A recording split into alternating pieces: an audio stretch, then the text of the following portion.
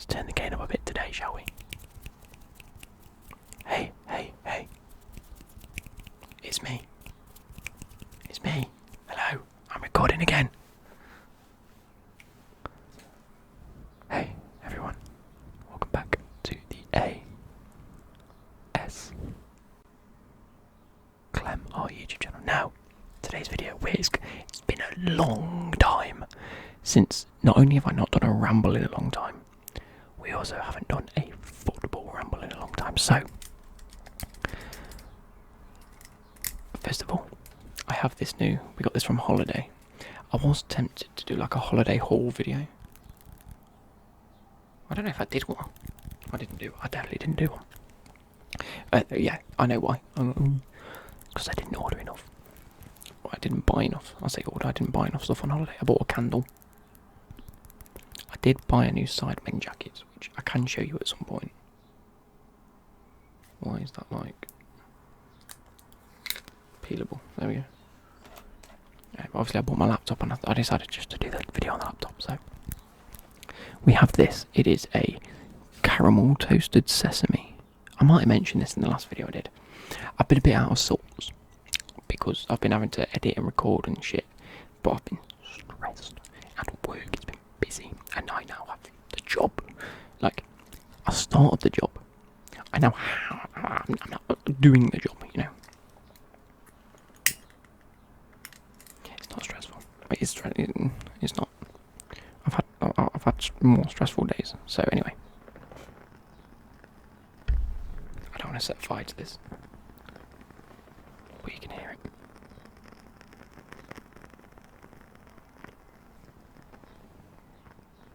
Almost blew it out then. So that's going to be there. You might just about hear that in the background, with some nice birds and cars going past. A nice calming ambience. We also have. Now I know what you're going to say. It's Pepsi Max. Your insides must be like a sewage system.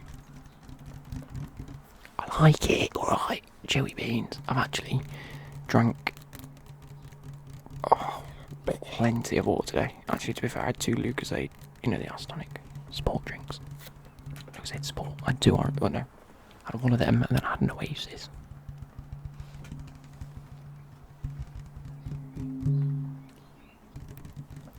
Apologies for that. Good. A parcel arrived, or 2 parcels arrived for me. Not when I ordered it. But we have a Pepsi Max. First fizzy drink of today.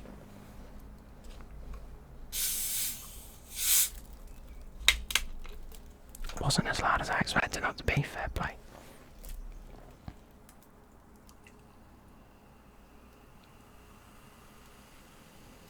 Much fizzier than I expected that to be.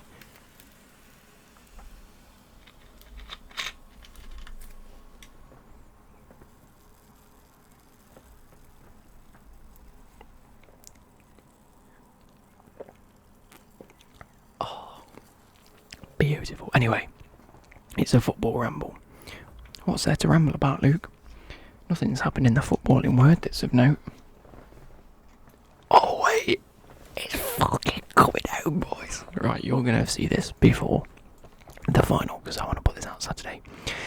Just before we do get into it again, I know it's been about 5 minutes already.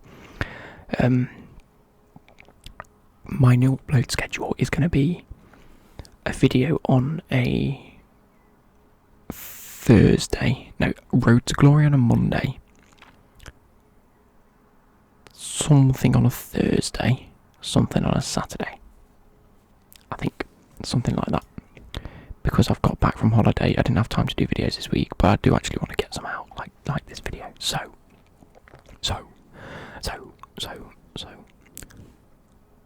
I say that too much. That's when I know to edit because it has an audio spike. And it goes, so. Anyway, so the footballing world. What's happened? England have got themselves to a final for the first time since 1996. What I wanted to sort of talk about is the performances. Certain players. Who's impressed me, who hasn't impressed me, that sort of thing. And just sort of, not really break it down, because I don't think that'll do It won't do the team justice, will it? The game against Croatia. Convincing. We were in control. Harry Kane ghosted that game and I wasn't a fan. The system itself didn't look set up for Kane. And I couldn't pinpoint what was missing. We just weren't putting the balls in, and Kane wasn't really in the right position. Outside of that, alright performances, Sterling back to goal. Scotland, terrible game. Absolutely terrible game. Again, Kane nowhere to be seen. We weren't creative. We sort of showed Scotland too much respect, and I didn't like that. We should have just gone out with a game plan and done it. Czech Republic, again, similar to Croatia. It was a 1-0 win. Kept a clean sheet, yes. They actually played fairly good, and you can't hate them for that. Maguire came back. And it's something that me and my mates have noticed when we've been watching, is I don't think Maguire has got anywhere near the level of credit he's deserved. Now, I am part of that. I haven't given him anywhere near enough credit since he started playing for Man United. He's slab-heading it. It's just a defender.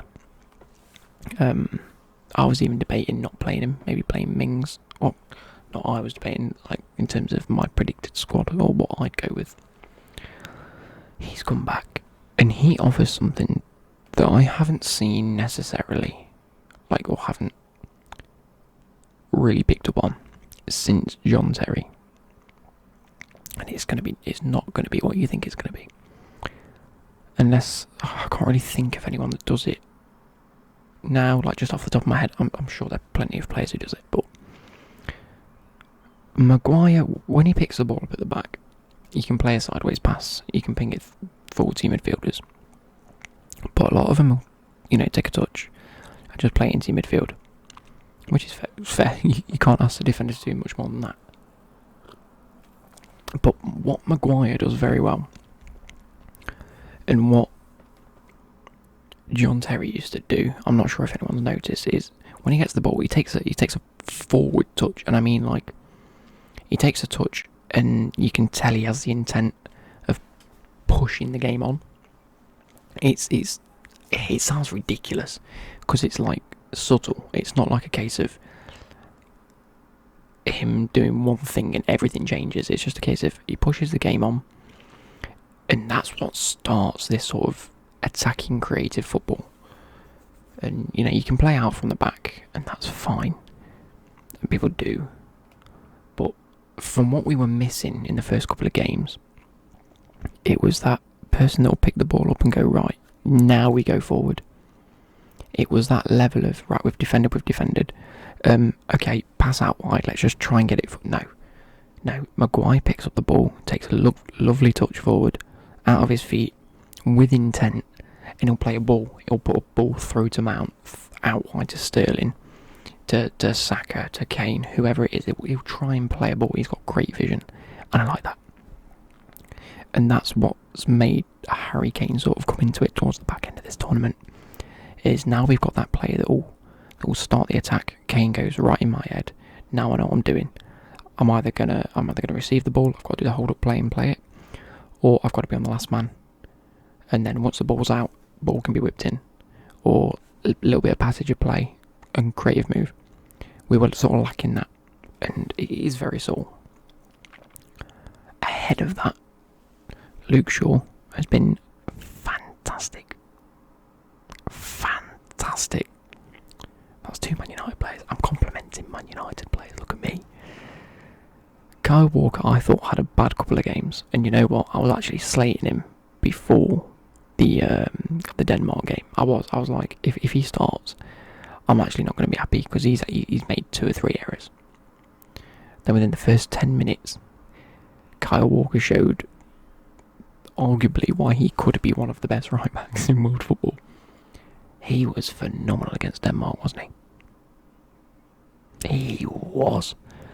No matter where the ball was played, he was there. And you know what? I think a part of the way that Southgate set up, I don't want to say this because he'll have been thinking about Denmark, but when you think about Italy, you think they're going to play it out to very fast wingers. which is a lot of what Denmark tried to do. They tried to put balls over the top to fast wingers, fast strikers, whatever. And we set up against Denmark to counter that with Walker, with Shaw, just tracking back and literally sprinting at the ball and not even giving a shit about the player. And it worked. So I'm hoping that something similar happens against Italy when they do try and play the balls over or the balls through. We've got the players like Walker and Shaw and faster players that can track back, and it works.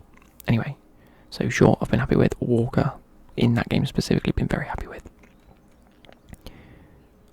Pickford, he's got the Golden Glove. Fair play. You can't argue with it. You know, it's like he's won an award. You can't really say he hasn't done good. He's put in some good saves. Okay. His passing ability and on the ball ability has been, I think he needs to just learn to settle and not panic. He looks very panicky. And when we do pass it back to him, I'm always a bit like when you pass it back to Edison or Alisson or even Mendy nowadays at Chelsea, it's passed back and you think, right, okay, take a touch, boot it. When it gets passed back to Pickford, I won't say I've got no confidence, because he's been good, he's been great, and we've conceded one goal, we can't complain. But it's sort of like, I'm a little bit panicky myself. Moving forward, Mount, I don't know whether Mount's impressed me. Mount's done the job that Mount's there to do, and people will argue with me that he hasn't done anything and he hasn't shown. Like, I think it was not Lelujo, it was Dr. Benji. I had an argument with someone on Twitter, and he actually put it in the best way that I could describe it. Let me try and find it, because he's tweeted a lot.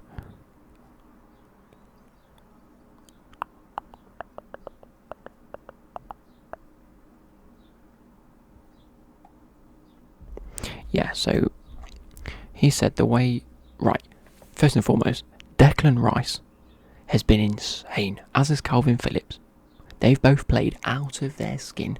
I now really want Declan Rice at Chelsea. Could you imagine Declan Rice next to Kante? Filth. Like, I was debating whether I wanted the Rice to Chelsea move to happen. I was like, we've got players in that area. I don't really know what he offers outside of what Jorginho Kovacic can really offer next to Kante or whoever. He's impressed me very much so. Anyway, so Dr. Benji put, the way Rice is dealing with Dolberg is interesting, and probably the sole reason we haven't gone to a back five, because Rice did very well at dropping back and sitting deep. Someone commented going, Mount's been very average again, went unnoticed last game because we won 4-0. Now, I'll admit, he hasn't had a star moment. He hasn't picked the ball up and played a killer pass. But Dr. Benji dealt with it very well. He says he's doing a defensive job that no one really notices. And he has. And when... I don't know if you're not going to go and look back at the games. But what he does is he blocks the passing lanes, which is what Dr. Benji's put. He says he blocks the passing lanes through the middle to help Rice and Phillips be able to press. You know, when the ball gets played in, they can go and press rather than being able to cut through. It then also allows Shaw and Walker to push up as wing backs. It works. Like, Mount's there for a reason. You know, he wouldn't have been on the pitch if he didn't have a specific job to do, which is what we've seen with Southgate. Like, before the tournament, I was like, I'd play these players because they're the best players. What Southgate's proven, and we'll get onto Southgate in a minute because I do want to talk about Southgate. What Southgate's proven is that the players that are on the pitch aren't necessarily on the pitch because they're the best in that position, but they are the best at doing the job that he wants them to do. Does that make any sense? So Sterling wasn't chosen for the first game because he's been the best winger this season. We all know that. He wasn't chosen. You could have chosen any one of 4 players to go there. But he was chosen because Southgate knew that the job that Sterling needed to do, which was dribble with the ball, go at the defenders, take a couple of shots, play Harry Kane in, play them killer passes, Sterling is good at. and it's the best part of his game. So you can argue that he made the right choice. But Harry Kane's got a lot better. Saka's really impressed me. He looks lethal. He looks like a player full of confidence and fair play. I do think we should have played Sancho a little bit more than we have. I think it's been a bit unfair on Sancho. But then again, who can argue with the fact we're getting the results? Maybe he doesn't deserve to play. Maybe he's not good enough in training. Maybe there's been something outside of the pitch, off the pitch, sorry, that Southgate's noticed and thought, no, he's not going to do that job that I want him to do, so I'm not playing him. Anyway, moving on to Southgate. I still think he's a bit of a fraud. Now, hold your horses before you comment, because I know you're going to comment now that I've said it. Alright, mate. I think that we had an easy run in the World Cup. Got through to the semi-finals. The minute we came up against opposition, we didn't do good. But you've got to applaud Southgate. We won the games that got us there. You can't choose the draw. If that's how it happens, that's how it happens, and you don't get upset. You know, you get what you get. You don't get upset. If it's an easy run, happy days. If it's not, battle your way through it. The game against Germany convinced me that Southgate is a capable manager. He is. He's not a fraud as such. He's capable.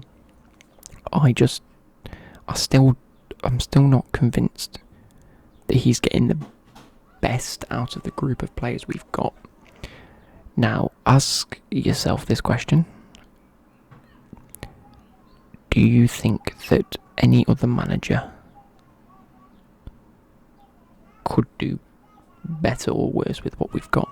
And the answer is yes. I think that there are managers out there that could do better than what we've done. I also think there's managers out there that would do worse. Just my opinion. So Southgate's in that middle ground where I don't want to be hating him because of where we're at and what he's done. Like, we're at a final. You know what? Southgate, happy as Larry. I don't hate him. Like, I hated him before. I had this, like, irrational sort of against him. Do you know what I mean? Where I thought, how is he still England manager? I now get it. The players play for him. We do well. That they've invested in his vision. And, like, coming out of this tournament, I'm happy he stays. That's the level I'm at. If he renews a contract for the next tournament, or for the next however, I don't know how long he's signed on to, I'll sit there and go, fair play. Yep, okay. Hold on. I think I'd be more surprised if he doesn't get offered another job. That'd be stupid. So I'm in agreement that he's the right man for the job. But only because of how the players have set up and performed. Not necessarily because of his tactics. I don't want to say it because it feels like I'm really hating on Southgate. I'm not. Like, my actual opinion of him's flipped. Like, I actually like him. I can see what he does. But there's still something that I'm just a bit like, you know. But at this stage, we can't get rid of him. If we get rid of him, and then we have a bad tournament, it's because we got rid of him, you know what I mean? So, it's just one of those, like, coming into the tournament, wasn't a fan, didn't really see what he brought as a manager, didn't really see why he was playing certain players when he did. Now, completely see why he's chosen certain players. Completely see what sort of philosophy he's trying to instill on England players, and it's not easy as an international manager. We're kidding ourselves thinking that it's easy because we've got a good group of players. I don't think it is. I was speaking to my friend yesterday. Oh, what the fuck? There's a Thiago Silva card on FIFA. That's Christensen, Thiago Silva I've got to get. Okay now.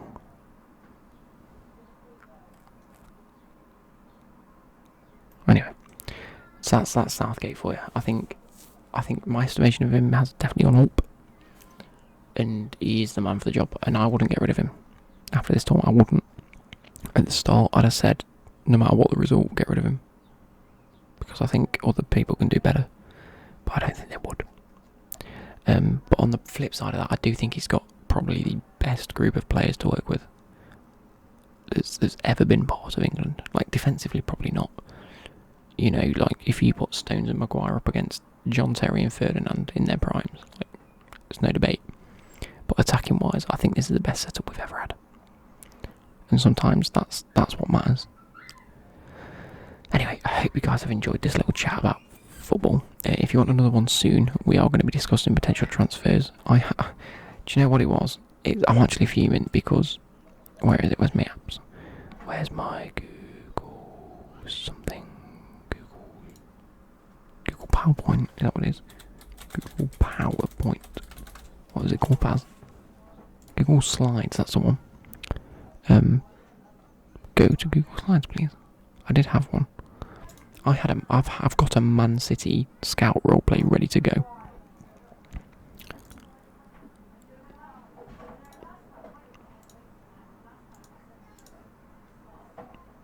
And I can't do it because I can't print it out. Also, I want to make changes. Because I might not do specific clubs. I might just do, like, major transfers we'll see this season. Let me know down below how you want it. I don't think I've got time to go through all the clubs. And also do, kit reviews. I'd rather do kit reviews of the leagues. And then just do, like, potential transfers. And, like, transfer summaries of, like, who's gone where in terms of around the world. Rather than just Premier League, because a lot's happened at Real Madrid, Barcelona. It's all up in the air. That's something I want to talk about. And in fact, actually, I haven't looked at my schedule since May. We're now in July. Because I don't do it anymore. I just make the videos on the fly. Because that's just how I do things now. So what I might do is go back to my schedule and actually have a look at what I can do. And when I can get stuff out. So, I shall catch you guys later. I hope you've enjoyed. Goodbye.